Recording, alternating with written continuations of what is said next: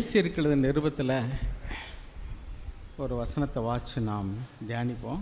4வது அதிகாரம் 16வது வசனம்.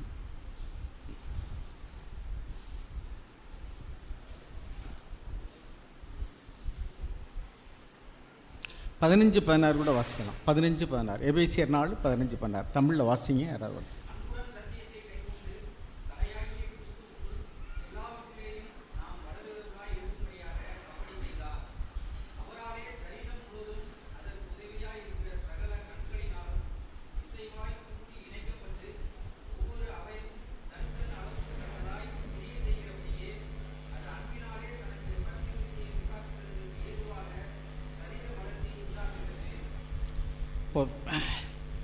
பிரதர் ஆரம்பிக்கும் போதே சொன்னாங்க, அதாவது ஒரு தனி நபராக நம்ம இந்த ஊழியத்தை செய்ய முடியாது. இதை ரியலைஸ் பண்ணுறதே ஒரு பெரிய விஷயம்.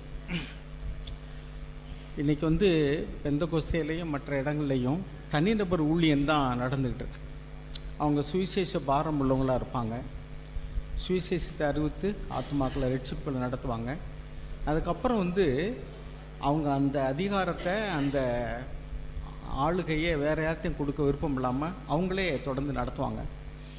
இது எப்படின்னா, ஒரு கட்டடத்தை கட்டணும்னா அதில் ஒரு மேஷனரி ஒர்க் இருக்குது, கொத்தனார் வேலை. அதுக்கு கொத்தனார், சித்தாள், நிமிந்தாள் அப்படி வேலை இருக்குது. அப்புறம் காங்கிரீட் ஒர்க்குனா அது கம்பி கட்டுறவங்க, பலகை அடைக்கிறவங்க, காங்கிரீட் போடுறவங்க, இப்படி வேலை இருக்குது. அதுக்கப்புறம் கட்டடத்தை பூசிட்டா கூட கார்பென்ட்ரி ஒர்க், ஆசாரி வேலை இருக்குது, வயரிங் ஒர்க் இருக்குது, பெயிண்டிங் ஒர்க் இருக்குது. எல்லா வேலையிலும் முடித்தாதான் அந்த கட்டடம் ஒரு முழு தோற்றத்தோடு கூட ஒரு முழுமை பெறும். ஆக எந்த ஒர்க்காவது ஒன்று குறைவுபட்டால் கூட அது உபயோகமெல்லாம் போயிடும். பிரதர் மேலே அந்த ரூம் காமிச்சாங்க, எல்லா வேலையும் முடிஞ்சிருச்சு. அந்த பைப் லைன் ஒர்க்கு மட்டும் கொஞ்சம் பெண்டிங் இருக்குது. அதில் சில வேலைகள் செய்ய வேண்டியிருக்குனாங்க. ஸோ அதை யூஸ் பண்ண முடியல. எது சொல்ல வரேன்னா, இப்படி தான் கிறிஸ்துவனுடைய சரீரமாகிய சபையில் மேலே பலதரப்பட்டதான வரங்களையும் ஊழியங்களையும் மேலே சொல்லிட்டு பாருங்கள். 11வது வசனத்தில், He gave some as apostles and some as prophets and some as evangelists and some as pastors and teachers. 11வது வசனத்தில் சிலரை அப்போஸ்தலர்களாகவும் தீர்க்கதரிசிகளாகவும் அப்புறம் சுவிசேஷர்களாகவும் மேய்ப்பர்களாகவும் போதகர்களாகவும் தேவன் ஏற்படுத்தினார். எதுக்காக இத்தனை வகை ஊழியம் அப்படின்னா, 12வது வசனம் வாசிங்க.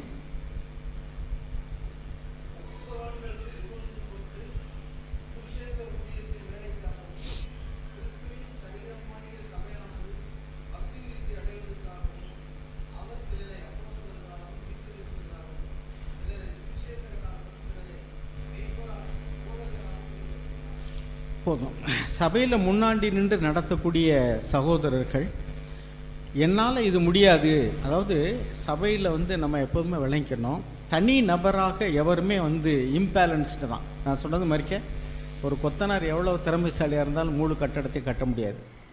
அதே மாதிரி தான் பிளம்பரோ, கார்பெண்டரோ, எலக்ட்ரிஷியனோ, பெயிண்டரோ யாராக இருந்தாலும் சரி, எல்லோரும் இணைந்து ஒர்க் பண்ணால் தான் அவங்கவுங்களுடைய அளவுக்கு தகுந்தாற்போல் அவங்கவுங்க வேலையை கரெக்டாக செய்யணும். அப்போ தான் அந்த வேலை முழுமை பெறும் ஒரு கட்டடம். அதே மாதிரி தான் இப்போ வெளியில் உள்ள ஊழியங்களில் உள்ள ஃபெயிலியர் என்ன அப்படின்னா, சுவிசேஷம் அறிவித்து ஆத்துமாக்களை கூட்டி சேர்த்த உடனே மேய்ப்பர் ஊழியத்தையும் போதவர் ஊழியத்தையும் எல்லா வேலையும் அவங்களே செய்யணும்னு நினைக்கிறாங்க. ஏன்னா அந்த காணிக்கையை வச்சு அவங்க பிழைப்பு நடத்துகிறபடினால வேறு ஆட்கள் அவங்க விட்டாச்சுன்னா சரி, அது தவறாக போயிடும், அவங்க அந்த பணத்தை எடுத்துக்கிடுவாங்க. அப்படிங்கிறதுனால பணத்தை ஒரு கண்ணு அவங்க வச்சுருக்காங்க. அதனால அந்த தனிநபர் ஆளுகையை அவங்க விட்டு கொடுக்க மாட்டாங்க. ஆனால் புது ரசம் புது துருத்தியில் தான் சேர்த்து வைக்கணும் அப்படின்னு ஆண்டவர் சொன்னார். புது ரசம்ங்கிறது புதிய உடன்படிக்கையினுடைய திருச்சபை சத்தியம். அந்த புது துருத்திங்கிறது கண்டெய்னர், சர்ச்.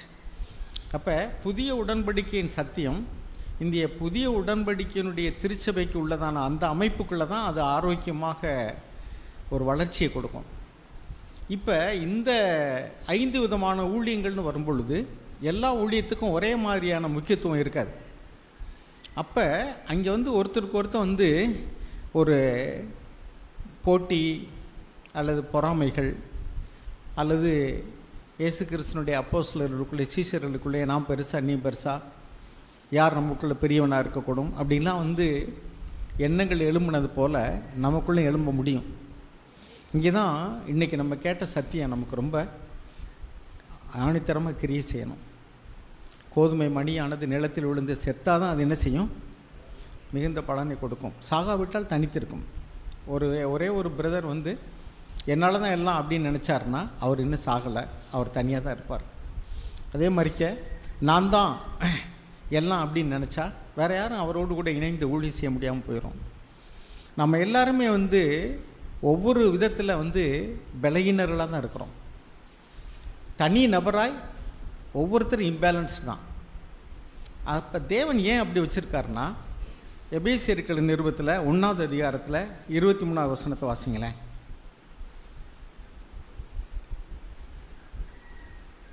22, 23 வாசி.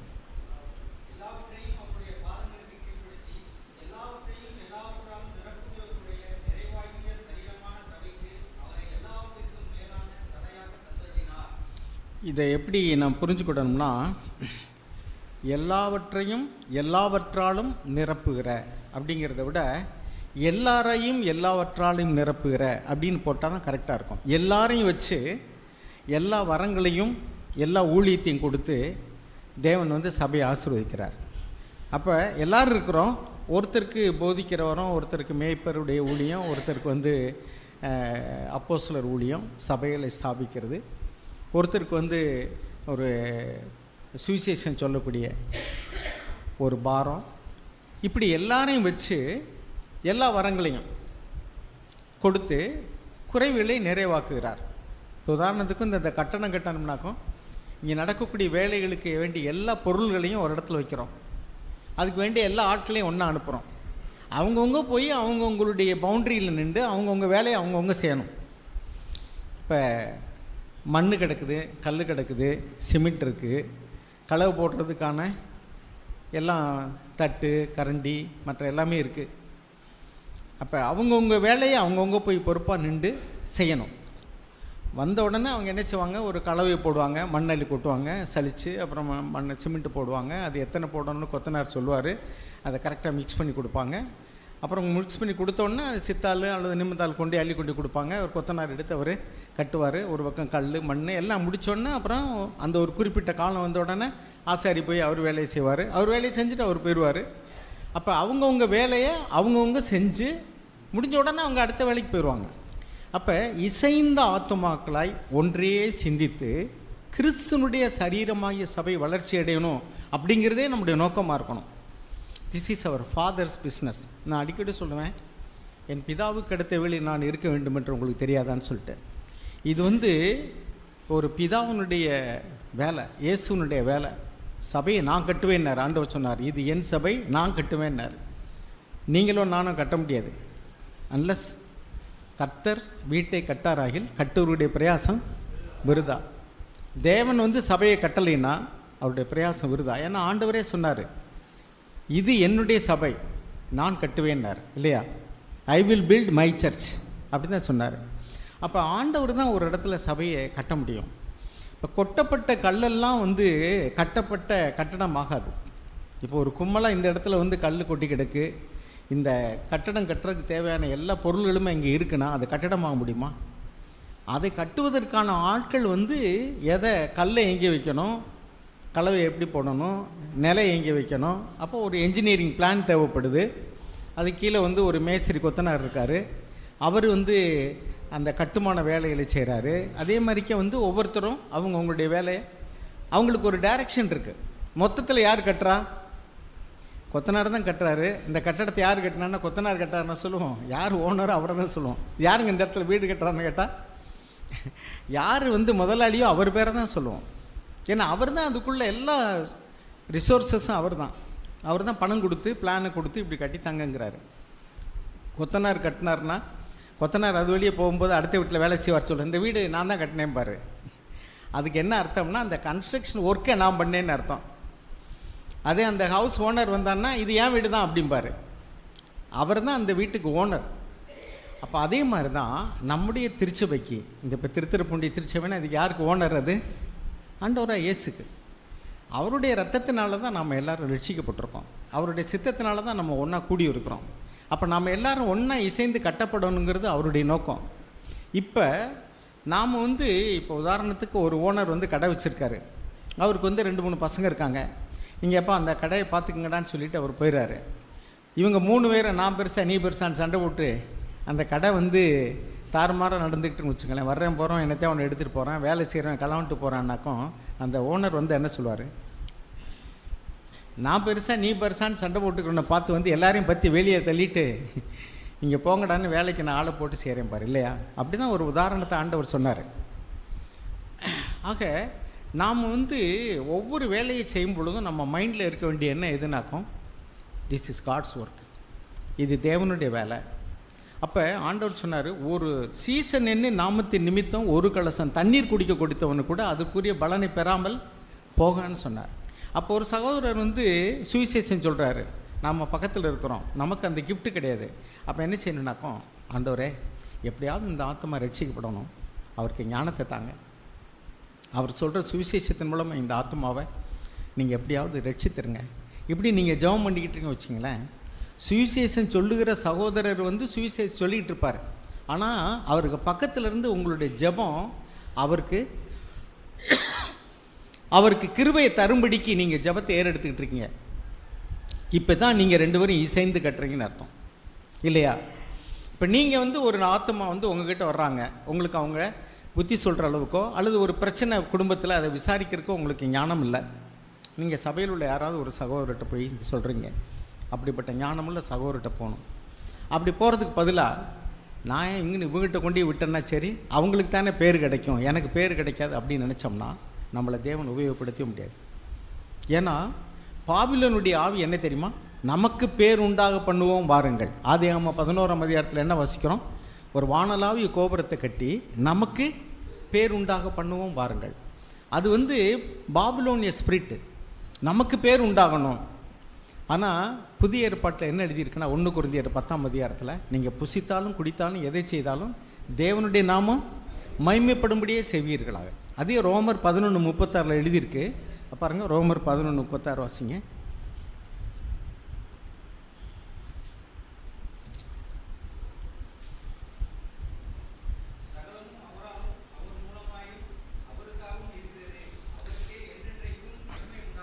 சகலமும் அவர் மூலமாகவும் அவர் அவருக்கென்றும் அப்புறம் அவராலும், from him through him to him.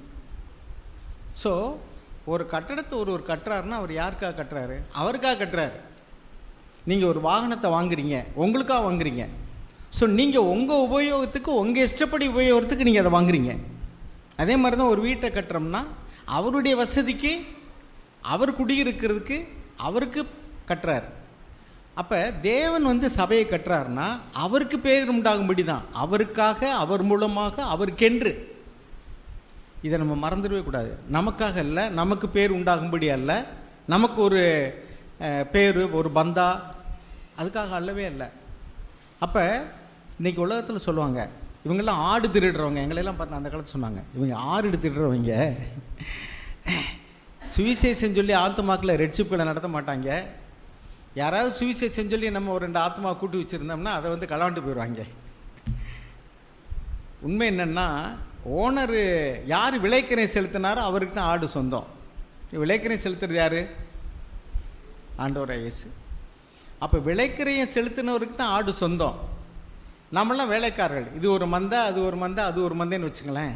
இந்த வேலைக்காரன் ஏம்ட்ட ஆட்டை திருடிட்டு போயிட்டான்னு சொன்னால் யார் திருடன்? இப்போ ஓனருடைய ஆட்டுக்கு வாட்ச்மேன் சொந்தம் கொண்டாடுறன்னு வச்சுங்க, ஏம்ட்ட ஆடுன்னு, வாட்ச்மேன் தான் திருடன். ஸோ அவங்க சொல்கிறது தவறு.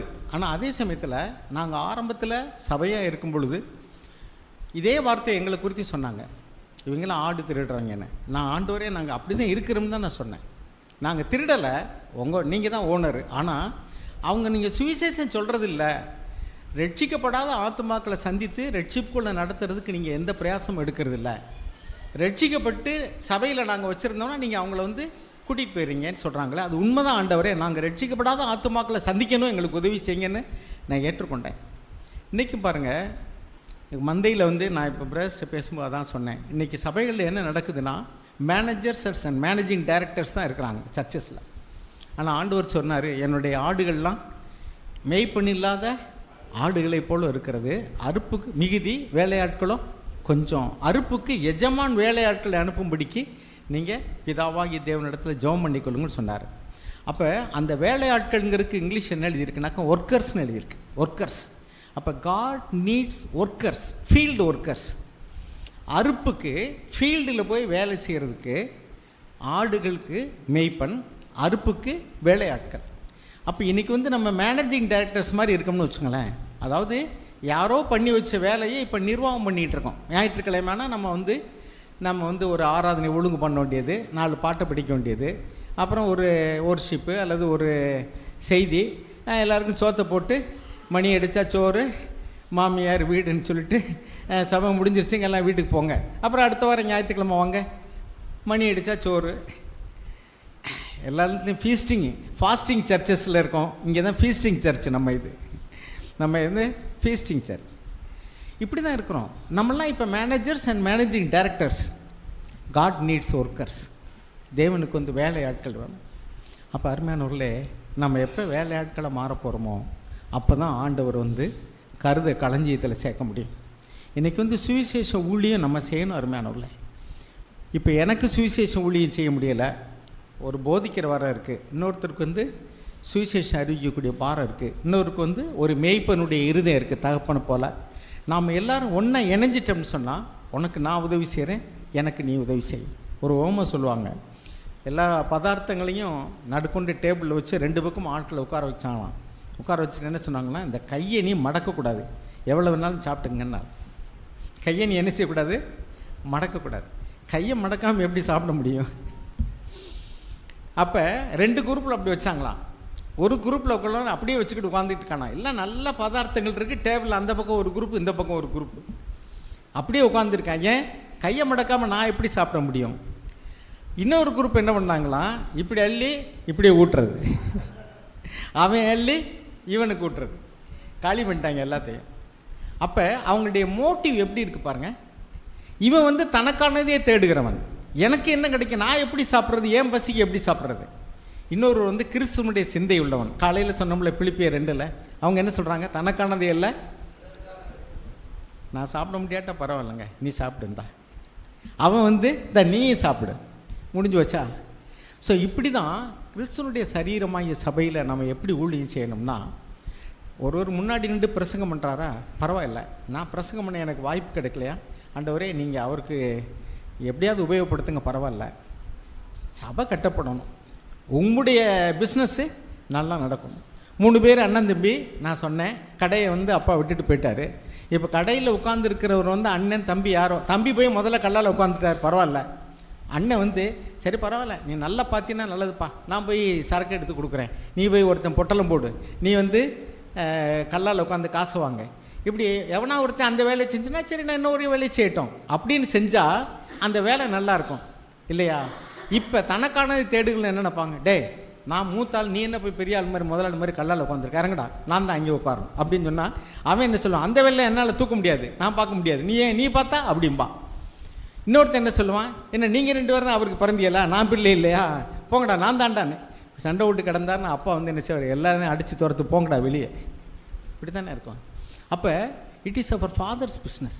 ஆண்டவரே யார் செஞ்சாலும் சரி உம்முடைய நாமம் மகிமைப்படணும், என்னுடைய நாமம் மகிமைப்படணும், காட் ப்ளஸ் மீ, அதாவது பரலோகத்துக்கு எங்கள் பிதாவே உம்முடைய நாமம் மகிமைப்படணும். அதோடு கூட கொஞ்சம் பக்கத்துலைக்கு பாயசம் கேட்குற மாதிரி, தூரத்தில் இருக்கிற பந்தியில் உட்காந்து என்ன செய்வாங்க, யோ இங்கே வாங்க, என்ன இவருக்கு கறி வை, அப்புறம் கறி வந்து பக்கத்தில் வச்சோடனே அப்படியே வேலை கொஞ்சம் வச்சு அதை மெல்ல சொல்லுவார், பலகாரங்கள் சுத்தமான நெய்யில் செய்யப்பட்டவை. நான் ஒரு இடம் திருச்சியில் படிச்சுக்கிட்டு இருந்தேன். அப்போ ஒரு ஹோட்டலுக்கு சாப்பிட போனேன், பெரிய எழுத்தில் போட்டிருக்காங்க, சைவ ஹோட்டல் அது, பலகாரங்கள் சுத்தமான நெய்யில் செய்யப்பட்டவைன்னு. பக்கத்தில் இந்த புள்ளி வச்சது மாதிரி அல்லன்னு எழுதி வச்சுருக்காங்க.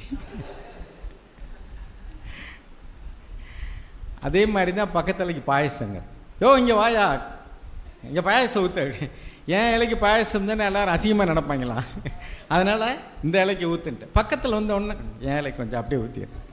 அதே மாதிரி தான் இப்போ பரலோகத்தில் இருக்கிற எங்கள் பிதாவே உம்முடைய நாமம் மகிமைப்படுவதாக, அதோட என் பேரும் கொஞ்சம், அதோட எனக்கு கொஞ்சம் மகிமை, உம்முடைய சித்தம் பரலோகத்தில் செய்யப்படுவதால் புலோகத்தில் செய்யப்படுவதாக, அதோட நான் சொல்கிறது நடக்கணும்.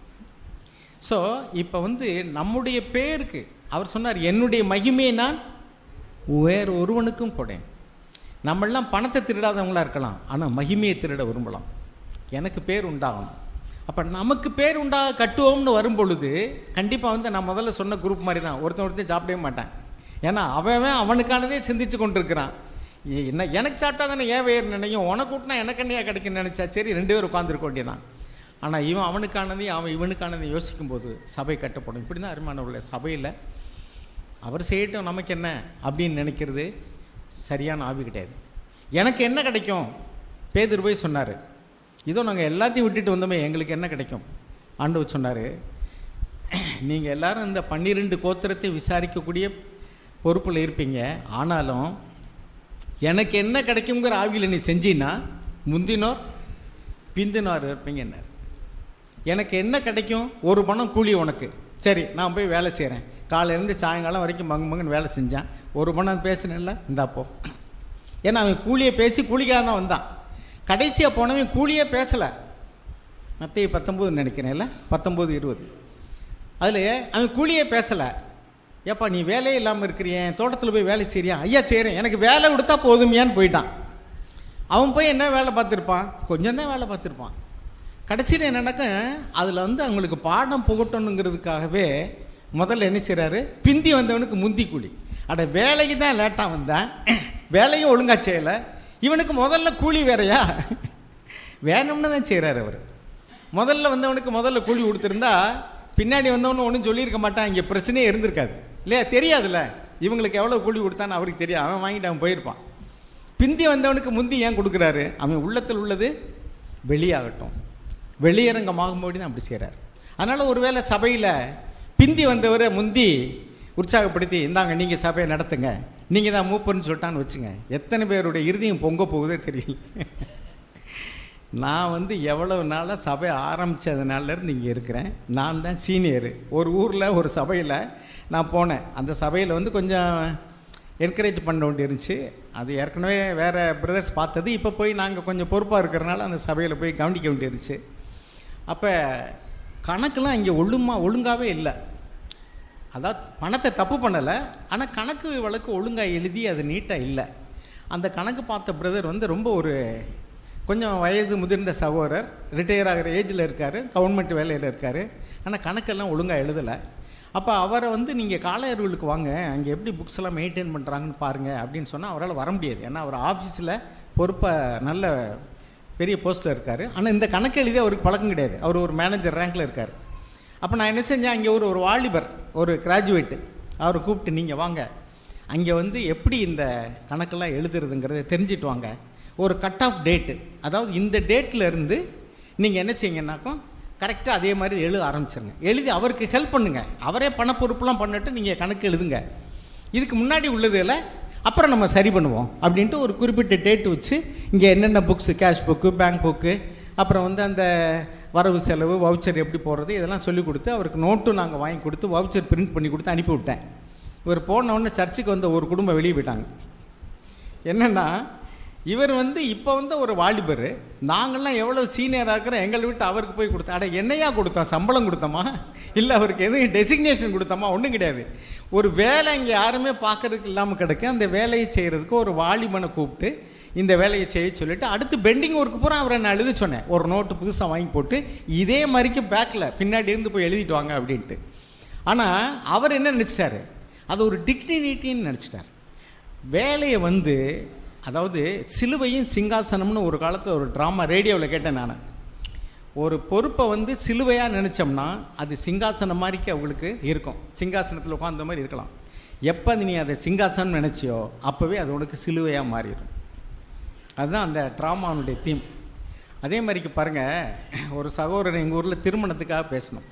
அந்த திருமணத்துக்கு வந்து நீங்கள் உங்களுக்கு கல்யாணம் பண்ணோன்னா அவங்க அப்பா அம்மாலாம் சொல்கிறாங்க, நீங்கள் பையனுக்கு வயசாகிடுச்சு, வேலை பார்க்குறான், சம்பளம் வாங்குறான், அவனுக்கு கல்யாணம் பண்ணணும்னு சொன்னால் இப்போ வேண்டாம் வேண்டான்னு சொல்கிறான் தான் நீங்கள் பேசுங்கன்னாங்க.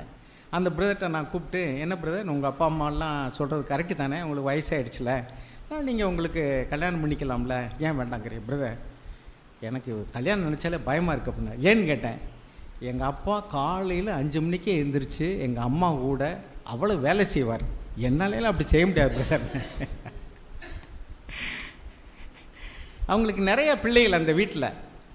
அவர் என்னத்தை பார்க்குறாருன்னா, அவங்க அப்பா செஞ்ச வேலையில் பார்க்குறாரு.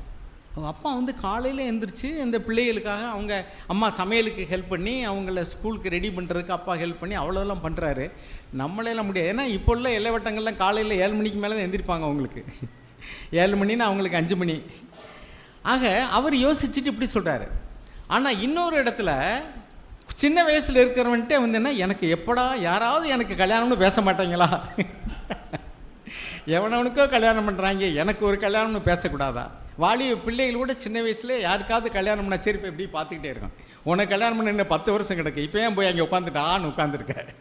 அப்படி தான் நம்ம சொல்ல வேண்டியிருக்கோம். எதுக்கு சொல்லுவேன்னா, அவங்க வந்து அதில் ஒரு சைடை பார்க்குறாங்க. அதாவது கல்யாணம்னா வந்து ஒரு கணவன் மனைவியாக ஜாலியாக போகலாம், வெளியில் போகலாம், நமக்கு ஒன்றும் ரெஸ்ட்ரிக்ஷன் கிடையாது, ஃப்ரீயாக சந்தோஷமாக ஜாலியாக இருக்கலாம்னு அந்த ஒரு என்ஜாய்மெண்ட் பகுதியை மட்டும் பார்க்குறாங்க. இன்னொருத்தர் வந்து அந்த திருமணம் பண்ணி வரக்கூடிய ரெஸ்பான்சிபிலிட்டியை பார்க்குறார். அப்போ ரெஸ்பான்சிபிலிட்டியை பார்க்குறவருக்கு வந்து ஐயோ இதெல்லாம் நம்மளால் முடியாதுப்பா வேண்டான்னு நினைக்கிறாரு. இன்னொருத்தர் என்ன பண்ணுறாரு, அந்த என்ஜாய்மெண்ட் போர்ஷன் மட்டும் பார்க்குறாரு. அவர் என்ன நினைக்கிறாரு, எனக்கு சீக்கிரம் கல்யாணம் பண்ணி வைக்க மாட்டாங்களான்னு. இவருக்கு நிச்சயமாக கல்யாணம் பண்ணி வச்சா சரி அவருக்கு சிலுவையாக தான் இருக்கும். ஏன், அவர் இன்னொரு பகுதியை பற்றி யோசிக்கவே இல்லையே. கல்யாணம் பண்ண பின்னாடி அவர் வந்து காலையில் எழுந்திரிச்சு வேலை செய்யாட்டாலும் அவருக்குன்னு ஒரு ரெஸ்பான்சிபிலிட்டி இருக்குல்ல. இதே மாதிரி தான் சபையிலையும். சபையில் வந்து நாம் வந்து சிலுவை எடுத்து என்னை பின் செல்லுன்னு ஆண்டவர் சொன்னாரே, நாம் வந்து வேலைக்காரருடைய ஆவி உள்ளவங்களா, நாம் வந்து சபையினுடைய பொறுப்புகளை கையாளணும்னு நினச்சிட்டோம்னு சொன்னால், நம்ம வந்து எனக்கு ஏன் பட்டம் கொடுக்கல, ஏன் முன்னாடி நிறுத்தலை, எனக்கு ஏன் எல்டர் இங்கே நம்ம சர்ச்சில் வந்து எல்டர்ஸ்னு ஏதாவது ஒரு இது கொடுத்தாலோ அல்லது உதவியாளர்னு கொடுத்தாலோ, இதை தூக்கிட்டு வெளியில் போய் நீங்கள் அந்த கடத்தருவில் நின்றுக்கிட்டு நான் இங்கே உள்ள சர்ச்சில் வந்து ஒரு எல்டர்னு சொல்லுங்கள், ஒரு பயம் மதிப்பான அவங்கள. அந்த காலத்துலேருந்து ட்ரெஸ்ஸை போட்டுக்கிட்டு பெரிய இந்த இடுப்பில் ஒரு கச்சையை கட்டிட்டு போனேன்னா அந்த காலத்தில் தான் அந்த சாமியாருக்கு மதித்தாங்க. இந்த காலத்தில் அதுவும் இல்லை. இப்போ அவங்களே அதை காட்டி போட்டு தான் தெரியுறாங்க இல்லையா. அவங்க நாம் வந்து இப்படி ஒரு வெளியில் ஊர் உலகத்தில் அதுக்கு வந்து ஒரு மதிப்போ ஒரு மரியாதையோ கிடையாது. It is a responsibility. ஆனால் எத்தனை பேர் வந்து நான் என்ன மூப்பரா, நான் எதுக்கு செய்யணும், அவரை தானே மூப்பரை போட்டிருக்கியே, அவரை செய்ய சொல்லுங்கள். ஒரு கதை சொல்லுவாங்க, ஒரு முயலும் ஆமையும் வந்து ஒரு போட்டியில் போகும்போது, நம்மெல்லாம் கதையில் என்ன கேட்டிருக்கோம், யார் ஜெயித்தது, முயல். இன்னொருத்தர் அதுக்கு அடுத்த போர்ஷன் 2வது பார்ட்டு சொன்னார். ஃபஸ்ட்டு பார்ட்டு இது முயல் ஆமை கதையினுடைய பார்ட் 1. பார்ட் 2 ஒன்று. திடீர்னு அந்த பக்கத்து ஊரில் வந்து தீ பிடிச்சிருச்சான் வீட்டில். அந்த முயலை பிடிச்சிருந்தா அந்த தண்ணியை கொண்டு கூட இங்கே இந்த தீயை அணைக்க இருக்குன்னாங்களாம். முயல் தானே வேகமாக ஓடுதுன்னு பரிசு கொடுத்தீங்க, அதுக்கிட்ட கொடுத்து, இது ஆமைகிட்ட கொடுத்து விடுங்க, என்னையும் போய் சொல்கிறீங்கன்னு. எப்படி முயலும் ஆமையும் போட்டி வச்சதில் யார் ஜெயிச்சா? ஆமை. முயல் தூங்கிருச்சா, ஆமை ஜெயிச்சிருச்சுன்னு. அதுக்கு இப்போ வந்து தண்ணி கொடுத்து விடும்போது ஆமைகிட்ட தானே கொடுக்கணும், அதானே ஜெயிச்சிச்சுன்னு பரிசு கொடுத்தீங்க, அதை அனுப்புங்க, என்னையும் கூப்பிட்றீங்கிறாரு. இப்படி தான் சபையில் நீங்கள் அவரைத்தானே மூப்பர்னு வச்சுருக்கீங்க, அவரைத்தானே உதவியாளர்னு வச்சுருக்கீங்க, அவரைத்தானே முன்னாடி கூப்பிட்டு கை தட்டினீங்க நல்லா பண்ணார்னு, அவர்கிட்ட சொல்லுங்கள், என்னைகிட்டே கூப்பிட்றீங்க. இப்படி போட்டியும் பொறாமையும் உள்ள மனநிலை நமக்கு இருந்துச்சுன்னா தேவன் அங்கே சபையை கட்டவே மாட்டான். அங்கே என்ன சொன்னார், 2 பேர் 3 பேர் என்னுடைய நாமத்தினால் ஒருமனப்பட்டிருந்தால் அங்கே அவர் நடுவில் இருப்பேன், அவர்கள் வேண்டிக் கொள்வது எதோ அதை நான் செய்வேன். பாருங்கள், நம்ம சபையில் நிறைய பொறுப்புகள் இருக்குது. இப்போ ஒரு சில இடங்களில் பார்த்தீங்கன்னா, நான்லாம் இப்போ மற்ற சர்ச்சஸில் போகும்போது பார்க்குறேன், ஸ்பிரிச்சுவல் மைண்டடாக இருப்பாங்க. அவங்களுக்கு உலக சபையை நிர்வாகம் பண்ண தெரியாது, ஒரு பிரச்சனைனா அதை தீர்க்க தெரியாது. அவங்க மட்டும் வந்து நல்ல தாழ்மையாக இருப்பாங்க, பரிசுத்தமாக இருப்பாங்க, நல்லா அவங்க வேலையை செஞ்சுக்கிட்டு அவங்க சபைக்கு எந்த பிரச்சனையும் இல்லாமல் நல்ல ஆவிக்குரியவளாக இருப்பாங்க. நல்ல பிரதர், நல்ல தாழ்மையானவர், நீதிமான், பரிசுத்தவான். ஆனால் நிர்வாகம் பண்ணவே தெரியாது. ஒரு பிரச்சனைன்னா அது என்னென்னு தெரியாது, ஒரு கூட்டம்னா ஒழுங்கு செய்ய தெரியாது, முன்னாடி நின்று லீட் பண்ண தெரியாது, அப்படி இருப்பாங்க. இன்னொரு சாரார் பார்த்தீங்கன்னாக்கோ நல்ல உலக வியாஜியங்கள்லாம் நல்லா தெரியும், அக்கௌண்ட்ஸ் நல்லா மெயின்டைன் பண்ணுவாங்க, கணக்கு வரவு செலவு இங்கிலீஷ் தெரியும், கம்ப்யூட்டர் தெரியும், இன்றைக்கி உள்ள லேட்டஸ்ட் டெக்னாலஜியெல்லாம் கையாள தெரியும். அதனால் உலக பிரகாரமாக எந்த ஆஃபீஸ்க்கு போகணும், எந்த வேலையை முடிக்கணும்னு செய்ய தெரியும். ஆனால் ஸ்பிரிச்சுவலி 0. ஆவிக்குரிய வாழ்க்கையில் தான் என்கிற இருமாப்போடு இருப்பாங்க. யாரையும் மதிக்க மாட்டாங்க, கீழே இறங்கி வந்து வேலை செய்ய தெரியாது. அப்போ இந்த ஸ்பிரிச்சுவல் மைண்டட் பர்சனுக்கு வந்து லீடர்ஷிப் குவாலிட்டி இல்லை. லீடர்ஷிப் குவாலிட்டி இருக்குது, ஆனால் he is not spiritual minded. ஆவிக்குரிய ஒரு தாழ்மையோ ஒரு மேய்ப்பனுடைய ஒரு தகப்பனுடைய இருதயமோ கிடையாது. இம்பேலன்ஸாக தான் இருக்குது. ஆனால் இவங்க ரெண்டு பேரும் ஒன்றா சேர்ந்துட்டா, நான் தான் பெருசு நீ பெருசுன்னு நினைக்க வேண்டாம், நான் உன்னுடைய பலகீனத்தை நான் தாங்குகிறேன், நீங்கள் ஸ்பிரிச்சுவலாக இருந்து லீட் பண்ணுங்கள், நான் உங்களுக்கு வேண்டிய பேக் ஃபீடிங் நான் பின்னாடி இருந்து செய்கிறேன். நமக்குள்ள நீ பெருசா நான் பெருசான்னு வேண்டாம், நம்ம ரெண்டு பேரும் சேர்ந்து இது நம்ம அப்பாவோட பிஸ்னஸ்ஸு பண்ணோம்னு நினச்சா அந்த சபையில் குறை இருக்குமா? இருக்காது. அப்போ தேவனே இன்றைக்கி நம்மக்கிட்ட என்ன எதிர்பார்க்குறாருனா, நம்ம இணைந்து ஒர்க் பண்ணோம். நான் பெருசா நீ பெருசாங்கிற போட்டி மனப்பான்மை இருந்துச்சுன்னா தேவன் அங்கீகரிக்கவே மாட்டார். இந்த பெருமை, போட்டி, பொறாமை, இந்த உணர்வுகளெல்லாம் சிலுவையில் அடங்கி. ஏன்னா நம்ம எல்லாரும் தேவன்கிட்ட போய் ஒரு நாள் நிற்கணும். அப்போ என்ன சொல்லுவார்? இந்த வருஷம் எனக்கு ஆயுள் காலத்தை கூட்டி கொடுத்த தேவன் எனக்கு என்ன பேசினார் தெரியுமா? நான் நினச்சேன், ஆண்டவரே எனக்கு இன்னொரு வருஷத்தை, இப்போ எனக்கு 71 முடிஞ்சு 72 நடக்குது. நான் நினச்சேன், ஆண்டவரே எனக்கு ஆயுள் காலத்தை கூட்டி கொடுத்துருக்கீங்க, நான் உமக்கு சேவை செய்வதற்குன்னு. ஆவியானவர் உணர்த்தினார், எனக்கு சேவை செய்கிறதுக்காக இல்லை, இன்னும் கொஞ்சம் நீ என் சாயலாய் மாறுவதற்காக உனக்கு ஒரு வருஷத்தை கூட்டி கொடுத்துருக்கேன், சேவை ரெண்டாவதுன்னார். அப்படின்னா என்ன அர்த்தம்? Life first, ministry second. நாம் வந்து ஆவிக்குரிய வாழ்க்கையில் அவருடைய சாயலாய் மாறுவதுக்கு தான் தேவன் நம்மளுக்கு வந்து ஆயுள் நாளை கூட்டி கொடுத்துக்கிட்டே இருக்கார். அப்போ வாழ்க்கையில் மாதிரியாக இருந்து நாம் ஊழியத்தை செய்யணும். ஜாக் அடிக்கடி சொல்லுவார், சபை ஊழியங்கிறது வந்து 3rd ஸ்டோரி பில்டிங் மாதிரிக்க. ஃபஸ்ட் ஃப்ளோர் உங்களுடைய பர்சனல் லைஃப், செகண்ட் ஃப்ளோர் உங்களுடைய ஃபேமிலி லைஃப், 3rd ஃப்ளோர் தான் சர்ச். நீ ஃபஸ்ட் ஃப்ளோரையும் செகண்ட் ஃப்ளோரையும் சரியாக கட்டலைன்னா, நீ 3rd ஃப்ளோரில் போய் நீ கட்டடம் கட்டணும், சபையை கட்டணும்னு நினச்சினாக்கா it will be a total failure. ஏன்னா அஸ்திபாரம் இல்லாமல் கட்டடம் கட்டுறது மாதிரி தான் இருக்கும். அஸ்திபாரம் சரியில்லைன்னா கட்டடம் கிராக் ஆகிடும். முதல்ல ஒன்றும் தெரியாது, போக போக தெரியும். அதனால் அருமையான சகோதர சகோதரிகளே, நான் உங்களை என்கரேஜ் பண்ண விரும்புகிறது என்னென்னா, உங்களை பேச சொல்லலையா, கவலைப்படாங்க. என் பரமபிதா கொடுக்காத நாட்டெல்லாம் வேரோடே பிடுங்க. நான் அப்படி தான் எடுத்துக்கிறேன். என்னை ஒரு இடத்துக்கு கூப்பிடலையா, பிரைஸ் தி லார்ட், அந்த வேலையை தேவன் எனக்கு கொடுக்கல. நான் போகணுன்னு நினைக்கிறேன், உன்னை செய்யணும்னு நினைக்கிறேன், என்னை கொண்டு தான் தேவன் இங்கே செய்யணும்னு நினைக்கிறாரு. ஆனால் தேவன் வந்து அங்கே அவங்க வந்து என்னை ஏற்றுக்கொள்ள மனதில்லைன்னா, it is not the ministry given by God. இது தேவன் எனக்கு கொடுக்கல. எனக்கு கொடுத்ததில் நான் செஞ்சால் போதும், எனக்கு கொடுக்காத நான் செய்யவே கூடாது. என்னை கூப்பிட்டா போகணும், என்னை கூப்பிடலைன்னா போக வேண்டியதில்லை. எனக்கு ஒரு வேலையை கொடுக்கலைன்னா செய்ய வேண்டாம். எனக்கு ஏன் கொடுக்கல அப்படின்னு நினைக்க வேண்டாம். நீ கொடுத்ததில் உண்மையாக இருப்பா, கொஞ்சத்தில் உண்மையாக இருந்தால் தேவனுடைய அநேகத்துக்கு அதிபதியாக்குவார். உங்களுக்கு கொடுத்த வரம், உங்களுக்கு கூட பொறுப்பு, அதில் உண்மையாக இருங்க. இந்த வேலையை செய்யாமல் அவர் செய்கிற வேலை நல்லா இருக்குது, அவரை முன்னாடி கூப்பிட்றாங்க, அவரை பேச சொல்கிறாங்க, அவரை செய்தி கொடுக்க சொல்கிறாங்க.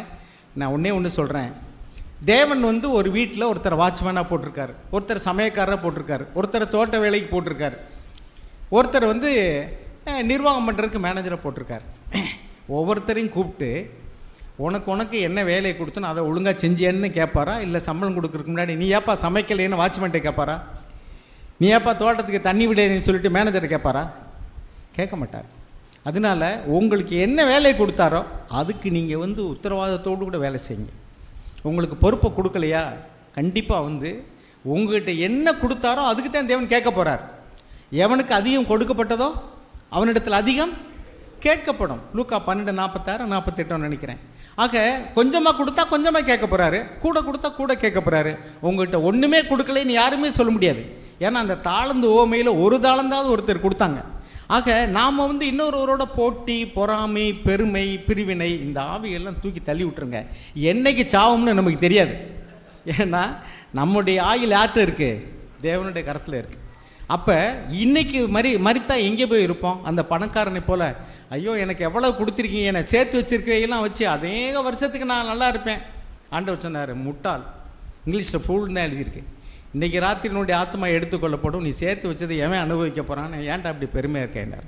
அதனால் நம்ம யார் வந்து திருச்சபைன்னு வரும்பொழுது யாராவது செய்யட்டும், நமக்கு என்னென்னு இருக்கக்கூடாது. உங்களால் முடிஞ்சதை செய்யுங்க. உங்களை எதை செய்ய சொன்னாங்களோ செய்யுங்க. மேலான அதிகாரத்திற்கு கீழ்ப்படிந்துருங்க. இணைந்து கட்டுவோம் வாருங்கள். Let us come together to build the body of Christ.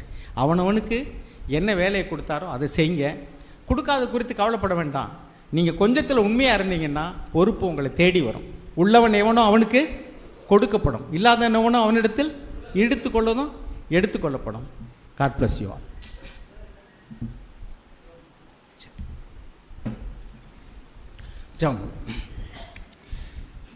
இறக்கமுள்ள எங்கள் நல்ல தகப்பனே, இந்த திருத்துறைப்பூண்டியிலையும் மன்னார்குடியிலையும் முத்துப்பேட்டையிலையும் ஆண்டவரே, நீர் ஆரம்பித்த இந்த திருச்சபையை கட்டக்கூடியதான பணியை ஆண்டவரே உண்மையோடு உத்தரவாதத்தை உணர்ந்து செய்ய ஆண்டவரே, தாழ்மையோடு கூட ஒருவருடைய தேவையை உணர்ந்து ஆண்டவரே, ஒருவருடைய குறைபாடுகளை தாங்குகிறவர்களாக இணைந்து திருச்சபையை கட்ட இங்குள்ள சகோதரர்கள் சகோதரிகள் யாவருக்கும் நீங்கள் கிருபை தர வேணுமா நாங்கள் ஜெபிக்கிறோம். அபிஷேகத்தையும் பலத்தையும் ஞானத்தையும் தாங்க. போட்டியோ பொறாமையோ பெருமையோ அல்லது அஜாக்கிரதையோ இல்லாதபடிக்கு கர்த்தாவே, அவரவர்களுக்கு தேவன் கொடுத்த கிருபையின் அளவுக்கு தக்கதாக தங்கள் பொறுப்புகளை உண்மையாய் செய்ய ஆண்டவரே, அது சின்ன வேலையோ பெரிய வேலையோ, பிரபல்யமாக இருக்கிற வேலையோ அல்லது அந்தரங்கத்தில் உள்ள வேலையோ, ஜெபிக்கிற வேலையோ, கொடுக்கிற வேலையோ, எதுவாக இருந்தாலும் சரி ஆண்டவரே, அவரவர்களுக்கு நீர் தந்திருளும் கிருபையின்படியாக அவர்களை ஞானமாய் செய்து உம்முடைய நாமத்தை மகிழ்விக்க, உம்முடைய நாமத்தை மகிமைப்படுத்த, எதை செய்தாலும் உம்முடைய நாமம் மகிமைப்படும்படிக்கு நீர் பார்த்து கொண்டிருக்கிறீர் என்ற உணர்வோடு கூட, எங்கள் இருதயங்கள் ஓடக்கூடிய நினைவுகளையெல்லாம் நீர் பார்க்கிறீர் என்ற உணர்வோடு கூட ஒருவருக்கு முன்பாகவே வாழ ஒவ்வொரு கிரியையும் செய்ய நீ உதவி செய்வனுமாய் நாங்கள் ஜெபிக்கிறோம். திருச்சபையை கட்டி எழுப்புங்க. சுவிசேஷம் அறிவிக்கப்படவும் இந்த கடைசி காலத்தில் ஆண்டவரே, இன்னும் ரட்சிக்கப்படாத எங்கள் குடும்பங்கள், சபையில் உள்ள குடும்பங்கள் எல்லாம் ரட்சிக்கப்பட இசைந்த ஆத்துமாக்களாய் ஒரே சரீரமாக இந்த இடத்துல கட்டி எழும்ப உலகத்துக்கு நீர் வெளிச்சமாக திருச்சபைகளை கட்ட வேணுமாய் நாங்கள் ஜெபிக்கிறோம். இயேசு நாமத்தில் பிதாவே. Thank you all. God bless you.